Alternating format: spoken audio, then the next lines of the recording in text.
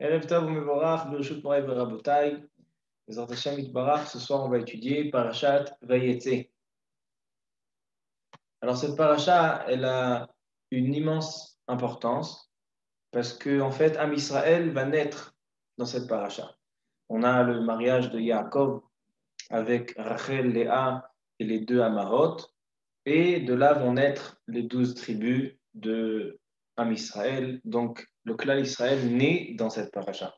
Et donc, ce qu'on va essayer de comprendre, c'est de savoir quel est l'enseignement de cette paracha pour savoir comment le peuple d'Am Israël, sur quoi il est fondé, sur quoi il est basé. Quelles sont les bases qui ont permis à Yaakov Avinu de ramener les 12 Shvatim, donc les 12 tribus? Qu'est-ce qui a permis à ramener le clan d'Israël? Donc, c'est ce qu'on va essayer de tenter d'essayer de trouver l'explication ce soir. Alors avant de commencer, on va juste, comme d'habitude, ramener les chapitres et les sujets évoqués dans cette paracha. Alors, début de paracha de Vayetze, dans le chapitre 28, Kafret, là-bas, Yaakov Avinu part de Be'er Sheva, il va à Haran pour aller chez son oncle Lavan pour trouver sa kala, Rachel. Et donc là, dans le chemin, Ifgar Bamakom, d'accord, il est donc arrêté dans un certain endroit, qu'on va voir tout à l'heure. Rachi ramène que le soleil est descendu, donc la nuit est tombée plus rapidement ce jour-là, parce que Kadosh Baruch Hu voulait qu'il soit dans cet endroit-là précisément, dans le Harabaït, dans l'endroit du Beth Amikdash.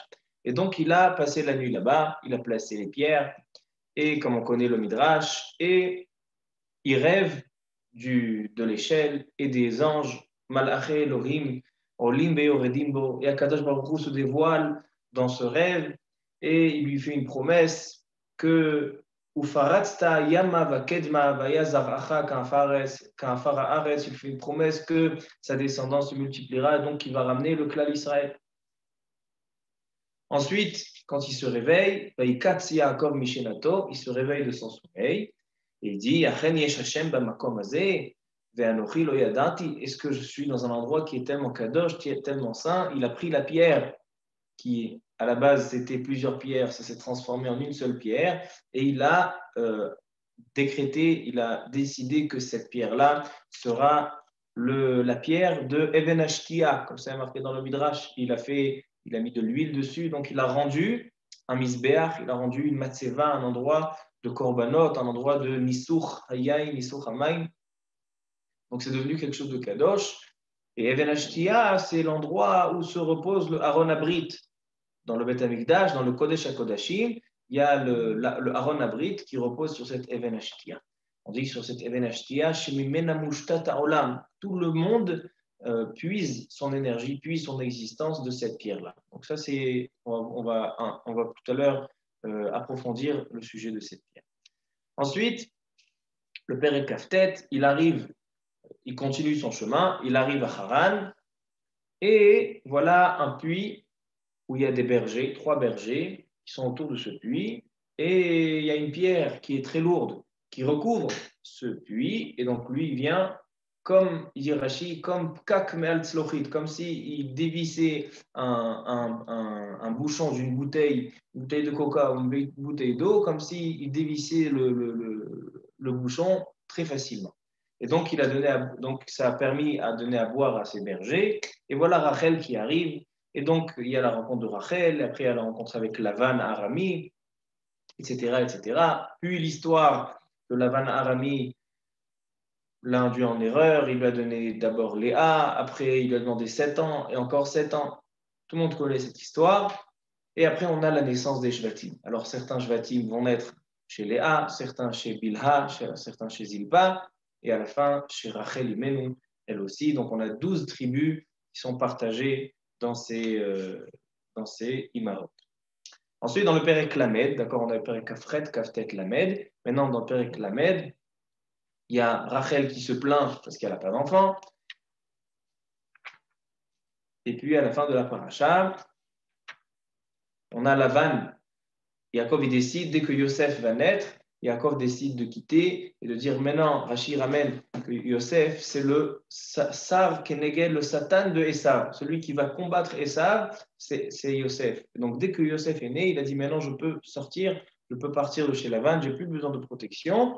Et donc il dit, Lavan lui dit, prends une récompense, etc. Donc il partage il partage le bétail, etc.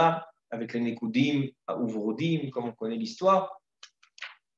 Et à la dernier chapitre de la paracha, le Perek Lamed Aleph, Lavan Arami le prend pour un menteur, pour un voleur. Il lui dit oui, tu m'as pris mon berger, tu m'as pris mon bétail, etc. Et donc ils font une alliance sur des pierres. Encore une fois, prennent plusieurs pierres. Et Yaakov il dit à ses enfants, je vous lis le pasouk. Dans ce Perek Lamed Aleph aussi, on voit que Rachel elle a volé les téraphim. Elle ne voulait pas que son père fasse de la Avodah Zarah, elle lui a volé les téraphim. Et à la fin de la paracha, dans la Liat Shvi'i, Vayomer Yaakov le'echav. Echav, c'est ses enfants, il dit Rashi.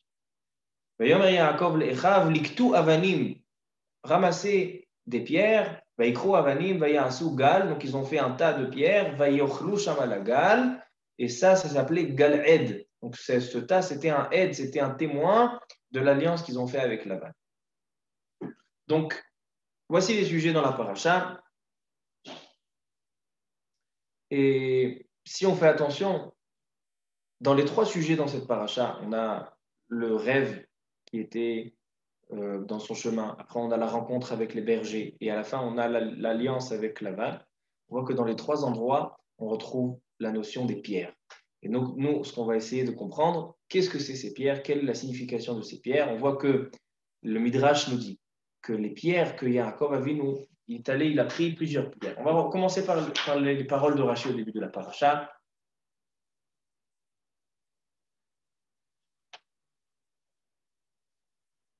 Dans le Perek Kafret, dans le Pasuk,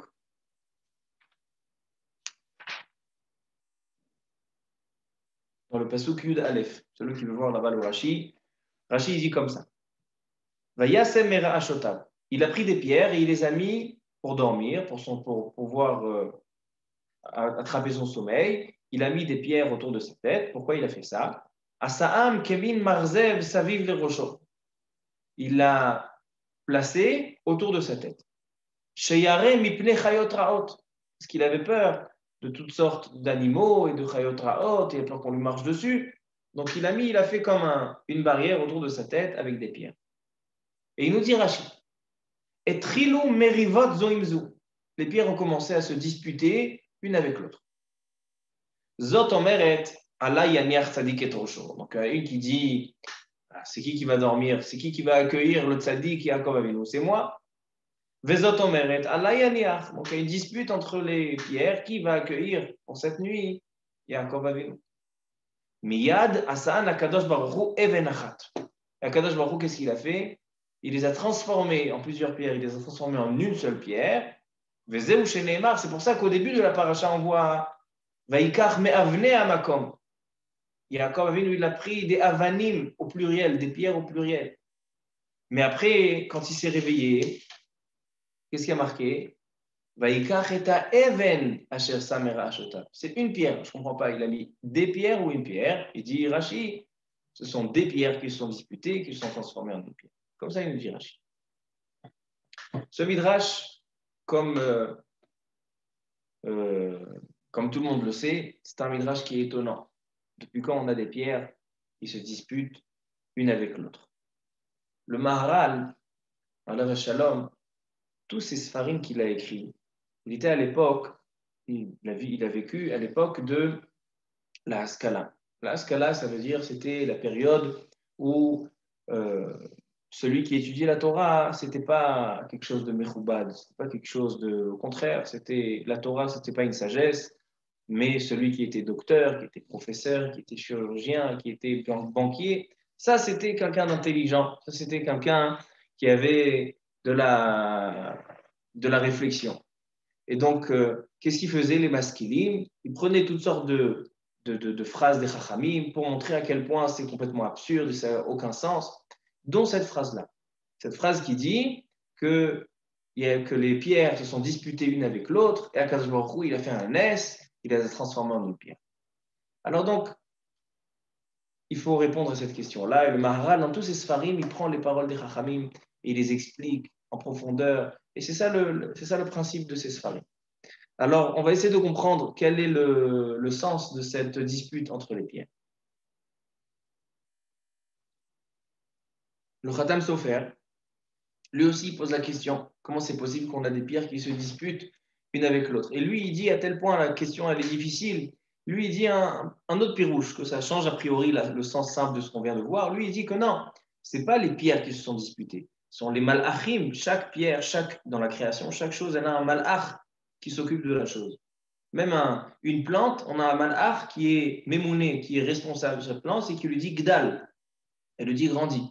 Et la pierre aussi, elle a un malach. Donc les malachim des pierres, chacun s'est disputé parce qu'il savait que cette pierre-là, ça sera la Even Ashtia. Even Ashtia, c'est la pierre sur quoi repose le Aron Abrit au Beth Amikdash. Even Ashtia, c'est la pierre que tout le monde, il est mouchtat sur cette pierre. Le monde, puise son énergie, son existence, cette pierre. Et donc c'est pour ça que les malachim se sont disputés. Donc le Khatam Sofer, il dit la question, elle est tellement forte qu'il faut dire qu'on parle des malachim et pas des pierres. Mais nous, on va essayer de comprendre. Alpi Pshuto, ce sont les pierres qui sont disputées. Donc il faut comprendre tout ça. Donc ça, c'est le premier lien avec les pierres qu'il faut qu'on comprenne. Non seulement ça, on va devoir comprendre le rêve de Yaakov Avinu quand il voit une échelle, Soulam, Mutzav Arza, il est posé par terre, Verosho Magia Hashamayim. Il nous ramène Rachid le Midrash que, en fait, l'échelle, elle n'était pas droite, elle était en diagonale. Et donc, elle commençait à Be'er Sheva. D'accord, elle était posée sur la terre, elle était posée à Be'er Sheva. Et le haut, il était Keneged Bet El. Et le milieu, c'était Arabait. Le milieu, c'était l'endroit du Bet Amikdash. Comme ça, il nous dit Rachid. Donc, ce Midrash aussi, pour qu'on comprenne qu'est-ce qui vient nous enseigner ce Midrash, qu'est-ce que ça vient nous changer, quel enseignement on peut tirer de ça. Maintenant, le deuxième endroit, donc ça, c'est le premier endroit où on trouve les pierres, c'est le rêve de l'endroit où il va dormir. Deuxième endroit où on trouve les pierres, c'est la rencontre avec les bergers au BR, où là-bas, il y a Rachel qui va arriver. Alors, je vais vous lire ce qu'il dit le Ramban. Le Ramban, il dit comme ça. Le pasouk, il dit dans Perek Kaftet, pasouk Bet. Vayar vehine be'er basade. Vehine sham, shlosha edretson, rovtzim alea. Ki min ha'be'er ha'i yashku ha'adarim. Donc en fait, le pasouk nous dit qu'on a 3 bergers qui se trouvent autour de ce puits, parce que ce puits-là, c'est le puits qui fait profiter tous les bergers de l'eau, vers Even Gedola Alpi Aber. Et il y a une grande pierre qui est à l'entrée du BR. Donc ce qui couvre le BR, c'est une grande pierre. Il vient le Ramban. Et il dit, pourquoi la Torah annonce ces paroles pour nous raconter cette histoire? On sait que chaque lettre dans la Torah, elle est calculée. Alors pourquoi on a besoin d'allonger, de raconter cette histoire dans toute sa largeur? Alors il dit le Ramban, ou les Rabotenu bebereshit Rabba, il ramène le Midrash Rabba. Yesh beze sod remez la'atid. En fait, cette histoire-là, elle vient nous indiquer l'avenir. Ki nizdamen lo kacha, shenichnas bederech be'er. Ve'irmoz ki ha'be'er romez lebet hamikdash. Ce même Ramban, il a dit aussi la paracha la semaine dernière, quand Yitzhak Avinu il a creusé 3 be'erot. Il dit ces 3 be'erot c'était 3 bet hamikdash. Et il dit là aussi, le be'er, il symbolise le bet hamikdash. Mais vous savez pourquoi? Quel est le rapport entre le bet hamikdash et le puits, et le be'er? Pourquoi quel est entre un puits et le bet hamikdash? Le bet hamikdash se repose sur Even Ashtia, sur la pierre qu'on boit de cette pierre. C'est-à-dire que tout le monde, il boit, c'est-à-dire le monde, il existe en fonction et par rapport et grâce à cette pierre. Et maintenant, le BR, c'est quoi? C'est l'endroit où on va puiser l'eau, ce qui va permettre à un homme de vivre. Donc, C'est pour ça que le BR, quand on parle de BR Maim Chaim, ça symbolise le Bet Amikdash. Que le Bet Amikdash aussi, c'est le BR Maim Chaim. C'est ce qui permet à tout le monde d'exister. Alors, il dit, puisque le BR symbolise le Bet Amikdash, il dit, c'est quoi les Shlosha Edretson? C'est quoi les 3 bergers qu'il y avait? Il dit, Elu ole Shlosha Regalim. Puisqu'au Bet Amikdash, on vient à 3 reprises dans l'année, c'est les Pessar, Shavuot, Sukkot, les 3 Regalim. Alors, les 3 bergers, ce sont les 3 temps, les 3 rencontres avec le BR, avec le Bet Amikdash. Shemisham ayu sho'avim ruach hakodesh. Parce que quand on allait au Bet Amikdash 3 fois dans l'année, ça permettait de puiser le Ruach HaKodesh, de puiser la Kedusha d'Akadosh Baruch Hu. Vechen haTorah shelimshela lemaim. La Torah, elle est symbolisée par l'eau. Et donc là, c'est quoi Simchat Bet HaShoeva à Sukkot, quand on faisait Simchat Bet HaShoeva? On puisait l'eau, on puisait la Torah. Ushavtem maim besason mima'ina Yeshua. Et donc, Yaakov Avinu, il a découvert cette pierre. Donc, en général, il y a Even Gedola. En général, là, le puits, il est couvert. Donc, toute l'année, le Beth Amikdash, on ne doit pas aller. Mais les 3 régalim, on dévoile la pierre. Et donc, ça permet de puiser l'eau. Ça permet de puiser le roi HaKodesh et de puiser la Torah. Comme ça, il dit le Ramban. C'est ça le symbole de cette pierre et de ce BR avec ces 3 bergers que Yaakov Avinu, il va dévoiler la pierre. Ça, c'est le deuxième rencontre.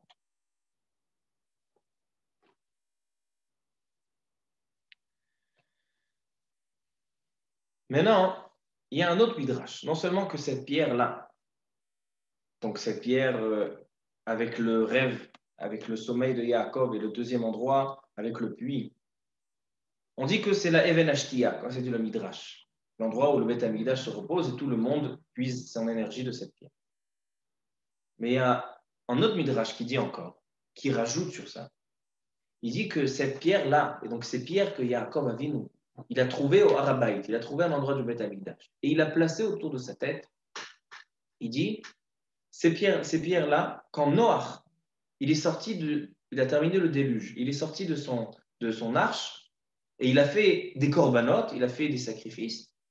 Le misbéach, d'accord, donc l'autel sur lequel il a fait ses sacrifices, c'était ces pierres-là que Yaakov Avinu, il a attrapées. Et non seulement ça, la Akedat Yitzhak, qui s'est fait aussi au Harabait, quand Abraham Avinu, il a fait la Akedat Yitzhak, c'était quoi le misbéach? C'était ces pierres-là. Donc ça veut dire que les pierres qu'on est en train de parler dans cette paracha, ils ont une grande histoire dans l'avenir et dans le passé. L'avenir, c'est la Even Ashtia, c'est l'endroit du Beth Amikdash, l'endroit où tout le monde va puiser son énergie de cet endroit-là. Et le passé, c'est le Misbéach, d'accord, c'est un autel de Noach, de Yitzhak Avinu, la Kedat Yitzhak. Et maintenant, Yaakov Avinu, quand il vient pour se marier, il vient pour construire sa maison, il va utiliser ces pierres, que ces pierres plusieurs pierres vont se transformer en une seule pierre. Donc ça, ce sont les éléments qu'on va essayer ce soir d'approfondir et de comprendre.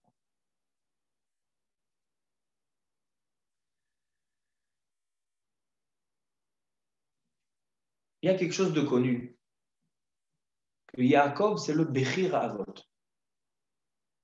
Comme ça nous disent les Chachamim, que on va dire, la crème des crèmes des 3 Avot, des 3 patriarches, c'est Yaakov Avinu. Le seul qu'on l'a appelé Kadosh, c'est Yaakov Avinu. Comme on dit, la Kdish est éloqué Yaakov. La Kedosh Yaakov. On dit Kedosh Yaakov. Kedosh Yaakov, ça veut dire que Yaakov Avinu, il a ce Tohar, donc on le définit en tant que Kadosh. Kadosh, c'est quelqu'un qui est élevé, quelqu'un qui est spécial. Encore, il y a marqué dans les Sfarim que Yaakov, il l'a appelé le Bariach Atichon. Dans le Beth Amikdash, on avait des poutres. C'était les murs du Beth Amikdash. Maintenant, comment on rattachait? Ce n'était pas des murs comme on a aujourd'hui, où ils sont tous recouverts.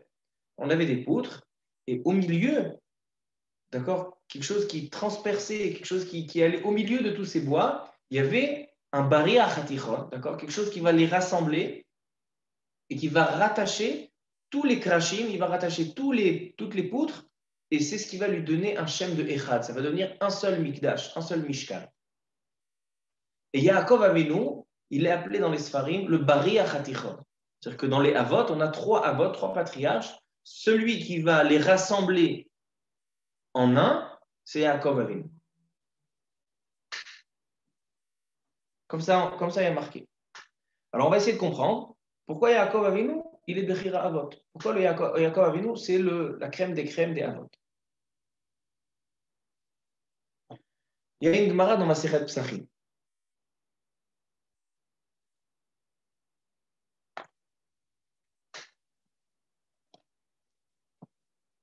La Gemara dans Masechet Psachim, dans la page 88, Pechet, Amoud Aleph. Nous dit la Gemara comme ça. Il est écrit dans le Pasouk, dans le Navi Yesharia. Amar Rabbi Elazar, Maï dichtiv, vehalchu amim rabim ve'amru lechu ve'naale elar Hashem el bet Elokei Yaakov. Le Navi Yesharia, il appelle le Bet Amigdash Bet Elokei Yaakov, la maison du Dieu de Yaakov.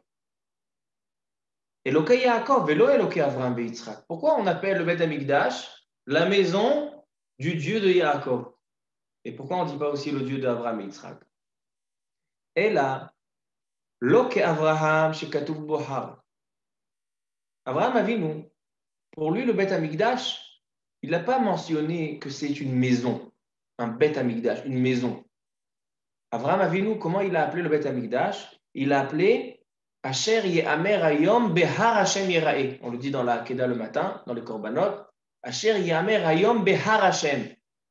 D'accord? Selon Avraham Avinu, le Bet Amigdash, c'est le Har Hashem, la montagne d'Akadosh Baruch. Ça, c'est la définition de Avraham Avinu.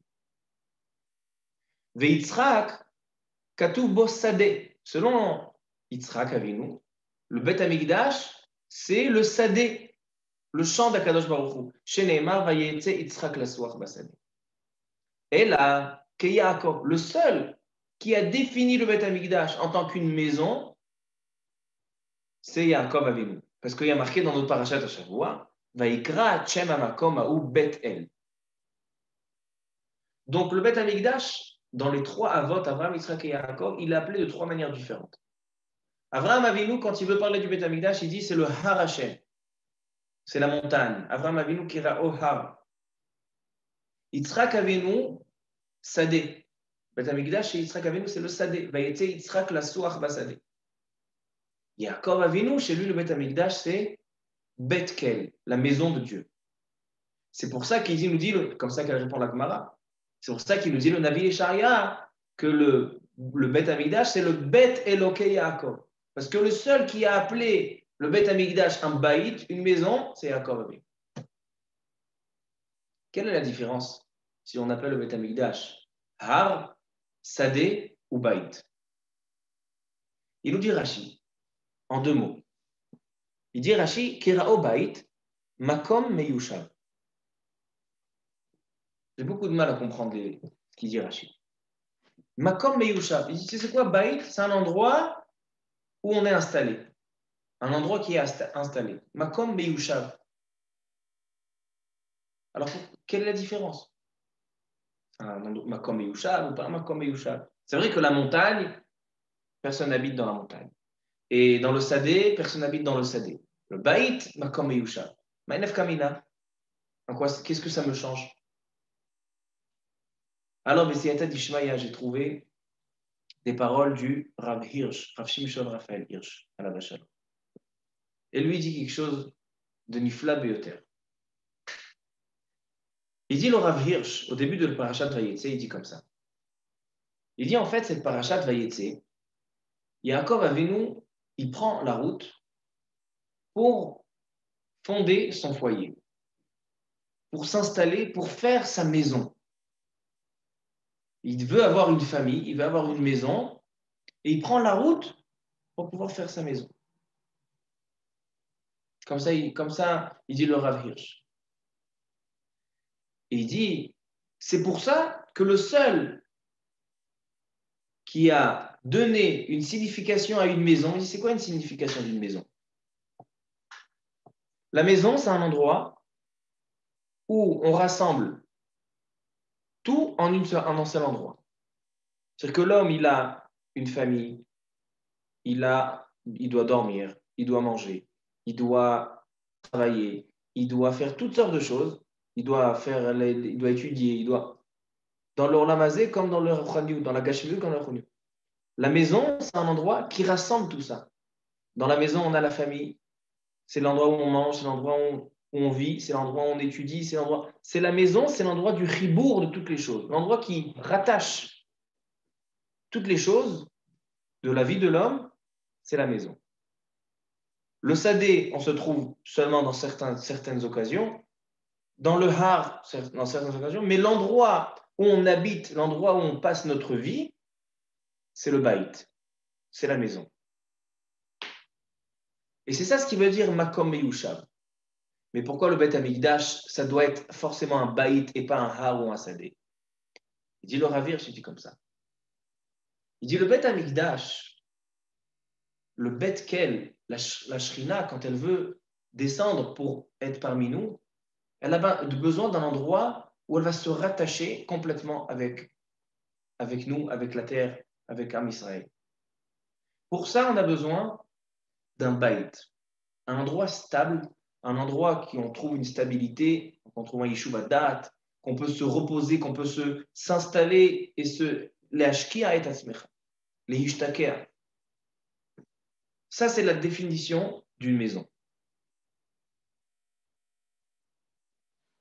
Comme ça, il dit le Rav Hirsch. Maintenant, qu'est-ce que ça nous sert? Alors, on a dit la semaine dernière les paroles du Shem Ishmuel au nom de son père, le Avnenezer. Le Shem Ishmuel, il dit comment se fait-il que Yaakov et Esav, les deux inverses complets, ils sont des frères jumeaux? Comment c'est possible? Il dit le Shem Ishmuel, au nom de son père, qu'en fait, Yaakov et Esav, ils ont quelque chose qui les rassemble, d'accord, ils ont un point commun. Et justement, les deux chemins différents qu'ils ont pris, c'est pas qu'ils sont différents dans l'être, dans leur essence, ils ont le même essence, mais chacun choisit de l'utiliser à une autre manière. Il dit la chose qui rassemble Yaakov et Esav, c'est le Koach Achibur. C'est la force de rassembler des choses. La Gemara dans Baba Kama, au début de Baba Kama, quand elle nous dit qu'on a des Avot Nezikin, on a des dommages entre un homme et son prochain, un des dommages, c'est le Adam, l'homme. Et l'homme, il est appelé là-bas le Mav'e. Pourquoi Mav'e? Parce que Mav'e en araméen, c'est Mevakesh, quelqu'un qui demande. La définition de l'homme, c'est quelqu'un qui se trouve dans ce monde-ci, il est dans le Eretz, dans le Olam Hazé, et il va demander à Kadosh Baruch Hu, c'est-à-dire qu'il va rassembler, il va rattacher ce monde bas avec le monde céleste. Ou Mechaber Shamaim La'aretz. Il va mêler, il va rattacher, rassembler ce monde-ci avec le Olam Hashmeimi, avec le Kadosh Baruch Hu. Et c'est ça la capacité d'un homme d'être Mav'e, de pouvoir rassembler les deux choses. Mais de la même manière qu'il peut rassembler le Shamaim et le Haaretz, que ça c'est dans le côté positif, il peut aussi rassembler le bon au mauvais. Il peut rassembler le bien au mal. Et ça c'est le Adam Amazik. C'est-à-dire qu'on peut avoir un homme, quelqu'un qui fait des dommages, c'est quelqu'un qui quoi? Qu'est-ce qu'il fait? Il prend le bien, il le rattache, il le rassemble avec du mauvais, avec du mal.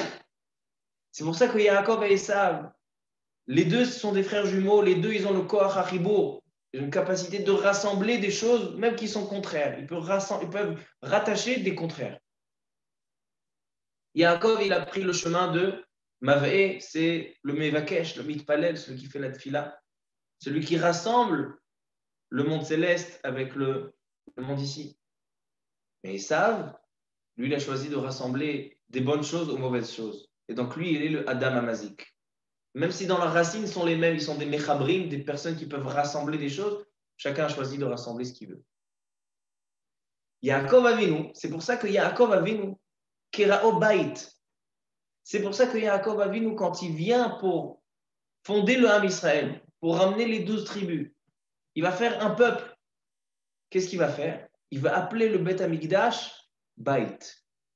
Pour Yaakov Avinu, le Beth Amikdash, c'est une maison. Le maison, c'est ce qui rattache le Shamaim et le Haaretz. C'est ce qui rattache toutes les choses, toute la vie de l'homme, que ce soit dans la spiritualité ou dans la matérialité, tout est rassemblé dans la maison. Dans la maison, on a le Kodesh et le Chol en même temps. Et c'est ça la capacité de Yaakov, c'est le caractère de Yaakov, l'Echaber et Advarim. Et c'est pour ça que chez Yaakov Avinu, le Beth Amikdash, il s'appelle Bait. Si on a compris ça, alors on peut comprendre qu'est-ce que c'est les pierres. Comment on construit une maison? Un baït, comment on construit une maison? Quand on rassemble des pierres, on prend plusieurs pierres, chacune elle est dans un autre endroit, on va les rassembler dans un seul endroit, un seul tas, on va mettre du ciment, etc. Donc on va les coller, on va les fixer ensemble. C'est ce qui va nous former, ce qui va nous fabriquer, nous construire une maison. Donc Yaakov Avinu, il vient faire deux choses. Il vient construire le Ham Israël. Le Ham Israël, il a besoin d'être construit, d'accord? On a 12 shvatim, 12 individus, mais pour construire un peuple, il faut avoir l'art, il faut avoir la capacité d'être mechaber des choses. Abraham et Yitzhak, ils n'ont pas ce caractère de mechaber. C'est pour ça que celui qui va ramener les shvatim, celui qui va être appelé, sur quoi on va appeler Ham Israël, Bet Yaakov, c'est qui? C'est Yaakov Avinu. Yaakov Avinu, il a deux noms, Yaakov et Israël. Et le peuple juif, il s'appelle ou Bet Yaakov ou Ham Israël. Sur le nom de Yaakov, parce que c'est lui qui a la capacité de former un peuple, de prendre plusieurs individus, d'avoir le Koach HaMechaber, de prendre plusieurs choses et de les rassembler en un peuple.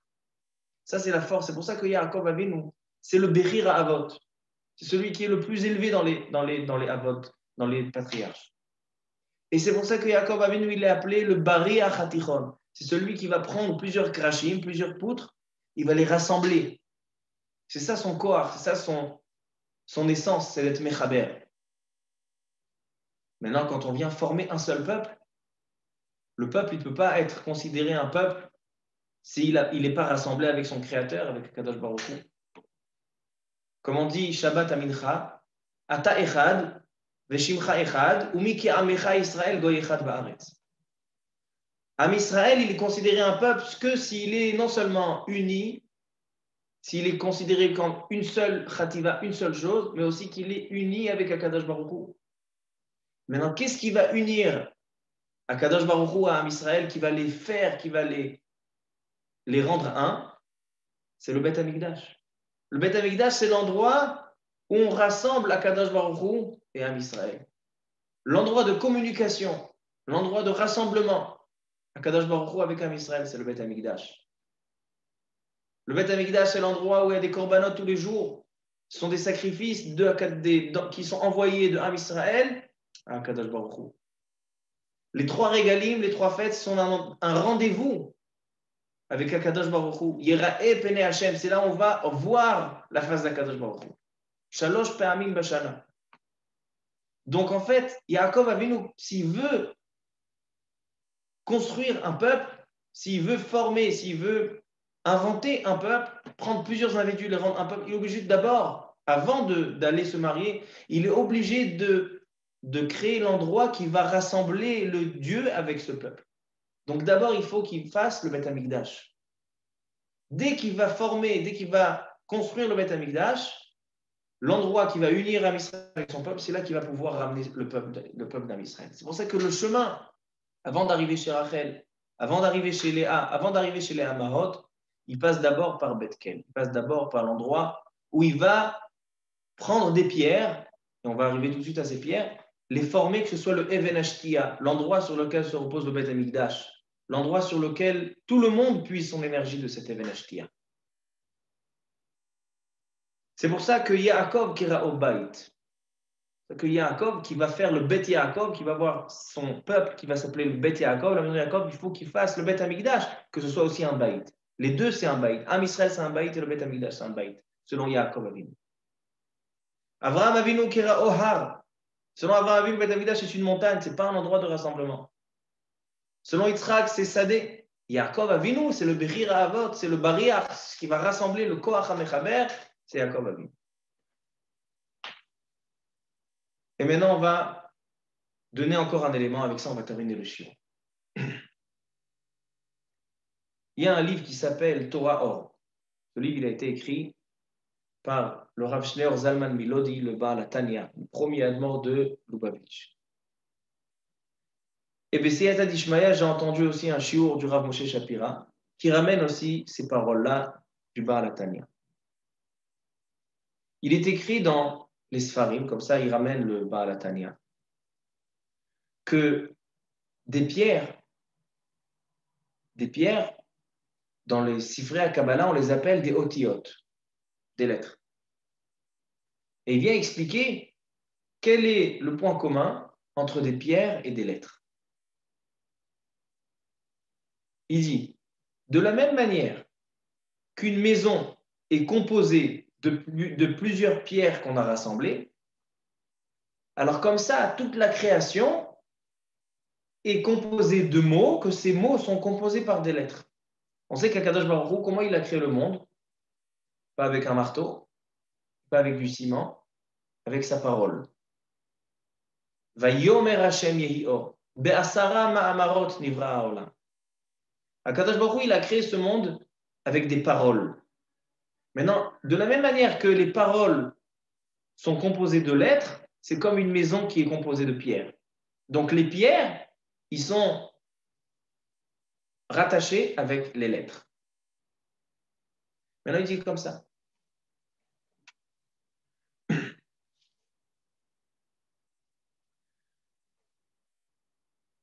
Quand Akadosh Baruch Hu, il crée le monde et il va fixer la création du monde, Bereshit, pour Am Israël, pour la Torah, donc c'est-à-dire pour ce peuple-là, que ce peuple il est Erad, il y a un endroit sur lequel, dans le monde, un endroit, c'est le centre du monde. Le centre du monde, c'est le Beth Amikdash, c'est la Even Ashtia. La Even Ashtia, elle est composée de plusieurs pierres. Parce que de la même manière que le monde, il est composé de paroles, que ces paroles sont composées de plusieurs lettres, alors comme ça, le monde se repose sur cette Even Ashtia, que cette Even Ashtia est composée de plusieurs pierres. Et c'est ça la pierre que Yaakov Avinu il apprend. Yaakov Avinu qui veut fixer le Beth Amikdash avant de fixer son baït à lui, son peuple qui est considéré uni par ce baït, l'endroit où le Chol et le Kodesh se trouvent dans une maison. Alors il va prendre plusieurs pierres, il va les mettre autour de sa tête, et ces pierres-là, ils vont se transformer en une seule pierre. Parce que c'est ça l'essence du monde. C'est ça l'essence d'un baït. Le baït, il est construit de plusieurs pierres. Et c'est pour ça que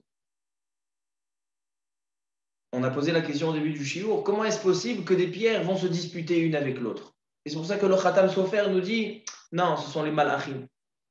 Mais le Maharal, il dit non, c'est les pierres qui se sont disputées.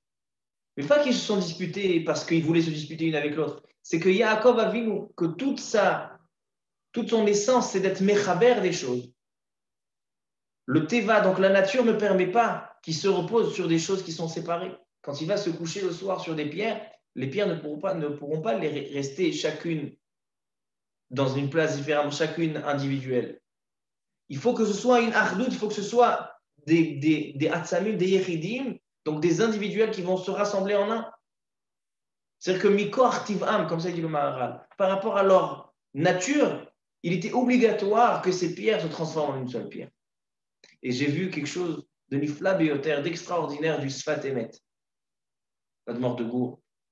Il dit le Sfat Emet que si vraiment ces pierres-là que Yaakov Avinu il dort dessus, c'est la Even Ashtia, donc c'est la pierre que toute la création puise son existence de cette pierre, c'est que forcément dans cette pierre, on retrouve toute la création. Parce que si c'est le noyau de toute la création, c'est qu'on retrouve dans cette pierre Even Ashtia, il faut qu'on ait toute la création.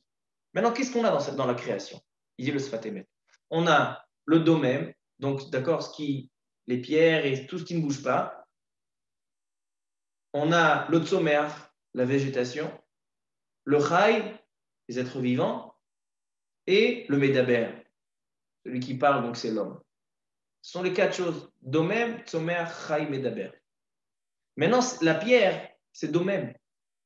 Donc, comment est-ce possible que la création, elle a Tzomer, Chaim et Daber, si la Even Ashtia, donc la source de tout ça, c'est un Domem? Il dit forcément, il dit le Sfat Emet, que la pierre de Even Ashtia, elle a les 4 en elle. Elle a le Domem, le Chai, le Tzomer et le Medaber.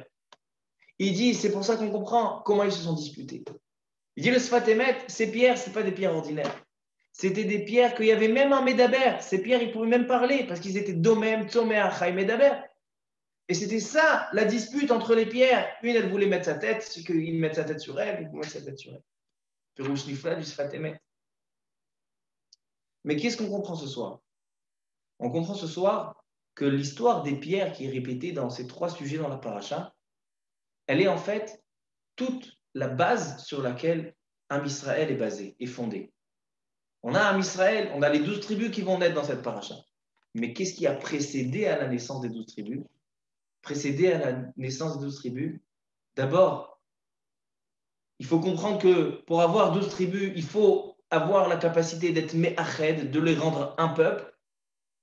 Et il faut avoir la capacité de les rattacher avec leur créateur, que ce soit tout echad. Ata echad, veshimcha echad, ou mikam chayesel go echad ba'aretz. Et pour ça, il faut d'abord faire le Bet Hamikdash, la Even Ashtia, l'endroit, la source de toute l'énergie, la source de toute l'existence. Qu'est-ce que c'est cette existence? C'est rassembler toutes les choses, les rassembler en une seule chose. C'est ces pierres-là qui se sont rassemblées en une seule chose. C'est ça le Baït. C'est pour ça que Yaakov Avinu, il appelle le Hamikdash Baït, l'endroit où tout se rassemble. Le ciel et la terre se rassemblent. Akadosh Baruch Hu et Am Israël se rassemblent au Bet Hamikdash, et c'est comme ça qu'il a fondé le Am Israël. C'est pour ça que Yaakov Avinu, c'est le Bechir Avot. C'est pour ça qu'on est appelé, on est Am Israël, on est au nom de Yaakov Avinu, que son nom c'est Israël. On s'appelle Bet Yaakov au nom de Yaakov Avinu. Parce que c'est lui qui nous a donné le cadre d'un peuple. Grâce à lui, on est un peuple et qu'on est rattaché avec le Kadosh Baruch Hu. Et comment on est rassemblé? Par l'endroit du Beth Amikdash, le Even Ashtia, l'endroit où on puise pendant les Chagim, on puise la Torah qui nous rattache avec le Kadosh Baruch Hu, on puise le Ruach HaKodesh qui nous rattache avec le Kadosh Baruch Hu. Et c'est ça ce qui forme le Baït, Beth Amikdash et le Beth Yaakov. Baruch Adonai Le'olam, Amen ve'Amen. המרחם על כל בריאותיו, הוא יחוס ויחמול וירחם על נפש רוח ונשמה של הנפטרים ושבתם מן העולם, הרב סעדיה בן תחינה חנה ואת בנימין בן אסודה ואת ציווה ואת מידה ואת אברהם יעקב בן צבי פרחי ואת יוסף בן בן אסודה ואת מוריס בן אסוד בן נעימה ואת נתן שמעון בן מזל ואת זימוני בת כוכבא ואת אלירן אליהו בן לימור ואת אפרים רפאל בן ממה ואת יוסף בן מגדה ואת אבלין רינה מלכה בת מני ואת דודנו היקר שהיום פקידת שנתו בנימין בן ביה, רוח אדוני תניחם בגן עדן, הם וכל בני ישראל השומרים עמם בכלל הרחמים וסליחות, וכן יהי רצון ונאמר אמן. משברך אבותינו הקדושים והטהורים אברהם יצחק ויעקב משה ואהרון שמו, יברך את כל החולים והחולות, ואת שלמה בן יקוד, ואת מרים הצעה סברינה, ואת שלום בן מסעודה, ואת שלום שלום בן חולה, ואת יצחק ז'מר חסיבה, ואת נעמי רבקה בת מרסי מסעודה, ואת דוד מסולטנה, ואת סמואל בן בית יבולי, ואת עמנואל יוסף בן חווה, ואת חיים בן כמייסה, ואת חווה לאה בת אסתר, ואת ליזה בת יעקב, ואת יעקב בת ליזה, ואת שלום חיים בן חנה, ואת הרצל בן שמחה, ואת מנחס בן זיתה אסתר, ואת ברכה מרים בת סולטנה, ואת יעקב בן כוכבא, ואת דוד בן רוזליה, ואת לאה בת שבה סוליקה, השם ירפא ברפואה שלמה, רפואת הנפש ורפואת הגוף, וכן יהי רצון ונאמר אמן. ברוכים תהיו, שבת שלום. חזק וברוך. בשמחה רבה.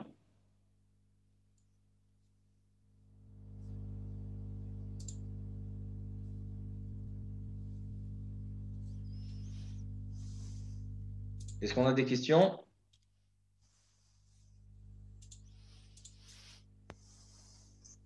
très beau שיעור, ברוך השם. ברוך תהיה. טוב, בסדר גמור. Alors, שיהיה לכולם שבת שלום מבורך, des בשורות טובות, et בעזרת השם, qu'on se retrouve lundi prochain pour le prochain שיעור, בעזרת השם יתברך. כל טוב, שבת שלום. חזק וברוך, שבת שלום. שבת שלום, רבי יצחק, תזכה למצוות. Avec grand plaisir. כל טוב, à bientôt. Bye.